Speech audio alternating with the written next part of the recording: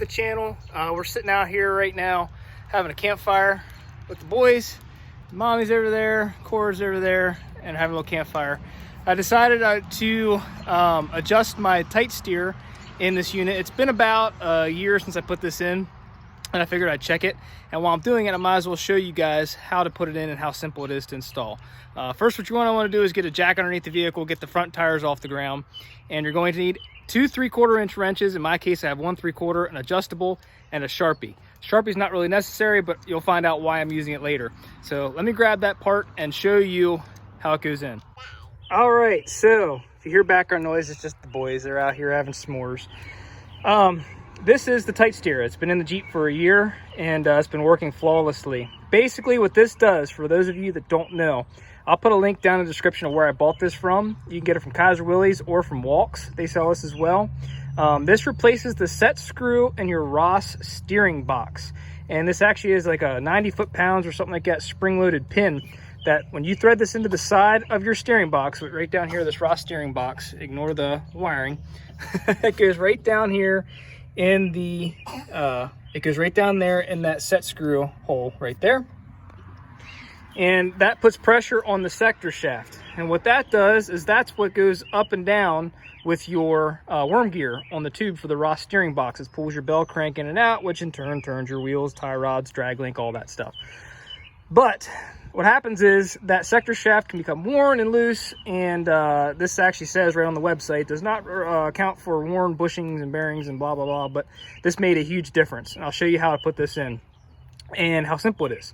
So what you do is you pull that set screw out of there, and you'll either find grease or oil in there. It should be like 140 weight oil, but mine is full of cornhead grease, and that's just the way it is. So if you don't know what cornhead grease is, look it up. It's John Deere cornhead grease. It's a nice alternative to oil if you have a leak. So my steering box should be rebuilt. Anyway, this here comes like this with a lock nut here, or a locking nut, and it's going to go in just like this. So what you do according to the instructions is you come down here, you pull your set screw out, and this threads right in here like so. Get that out of the way to show you. This threads right into the side of your box like this. And according to the instructions, you go until you feel some resistance and make it snug. So we felt a little bit of resistance. We're gonna keep going. Get these wires out of the way for you. Gonna go till it's nice and snug. Okay, hand tight. Can't go anymore. So we're gonna go into the Jeep, and that locking nut is back the whole way. You're gonna take your steering wheel, and the tires are off the ground, and you're gonna turn them back and forth a couple times to seat that against the sector shaft fully. Like I said, there's a spring in there, and it's gonna put constant pressure holding that sector shaft into the worm gear. So now we turn it back and forth a couple times. Again, it's just jacked off the ground a little bit. Go back underneath here and make her just a little bit tighter. Get a little bit tighter here, ready? Okay, now that's as tight as I can get it. So let's go back over here. And now it's getting tighter. Like, it's actually getting harder to turn the steering wheel here. I'll turn it back and forth again. Lock to lock. I can feel it getting tight. Now, you don't want it to bind up. That's the problem. With this, you don't want to go too much, and it'll bind up. Okay, so now we're there. Oh, yeah. So now we got it there, and it's snug the whole way. And then we'll back this off 1 full turn, and that should be enough pressure onto the sector shaft. So let me do that real quick. Okay, as you can see, I have the top marked. So what I'm gonna do is take this and just back it off 1 full turn. Until I see my Sharpie line again up top.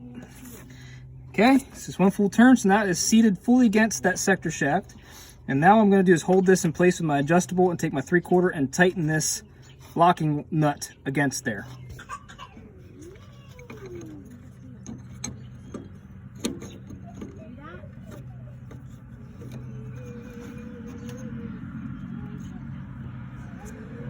Now it does say to tighten this nut down to 130, or I'm sorry, not 100, 35 foot-pounds. I'm just gonna go and make it snug, just like so. Okay, and that's it. Also, I should say, they did sell these Ross boxes, and they do sell these Tightsteers in 2 different sizes. They actually made 2 different size Ross steering boxes down here. This is actually the larger one. I bought one for my Jeep, which is the 4-cylinder CJ5, and it is this size right here, right down here in this across the screen. And this is actually the larger one, which would have been probably swapped in from like a V6 Jeep or a military Jeep, I think. I'm not sure, but I think it was a V6 steering box. So it's the larger threaded set screw, and that is this size right here. So you're going to want to make sure, pull your set screw out and use a thread checker like this right here, and verify what size set screw you have so you can order the correct Tightsteer. Because I ordered one for my Jeep and it was not the right one, I had to get the larger one. So just word to the wise, order the right size and check the set screw on your steering box. Now let's come back into the Jeep, grab the steering wheel and turn left to right. If there's any binding whatsoever, back it off another quarter turn until you get no binding. But as you can see, I'm taking the steering wheel and I'm just turning it. Lock. It's a lock with no issues. And that gets rid of all the slop in that steering right there, as you can see. I don't know if you can see that with the steering wheel. There's like no, I don't know if you can see it, it moves even just with a little bit of turning there, gets rid of all the slop. I highly recommend this thing. It's like 80 bucks, but it is a cool add-on. Again, right down there it is, and it just sits right in the sits right in your steering box. Do not take that set screw out of the end. Do not try to redo the spring. It's a factory set at a certain poundage. Like I said, I think it's 90 pounds. I forget what it is. Doesn't really matter. That's how simple it is to put this thing on here, guys. And then just lower your Jeep back down off the ground and check for any binding. But I have some s'mores here, and I'm gonna get cleaned up. But just want to do an impromptu video and show you how simple it is to install that unit there. So if you like this video, please give it a thumbs up, consider subscribing to the channel, and always use jack stands. Don't be stupid and just put a jack underneath your front axle. Alrighty guys, have a good one. Thanks for watching. Say thanks for watching, boys. Thanks for watching. Alrighty, see you next time.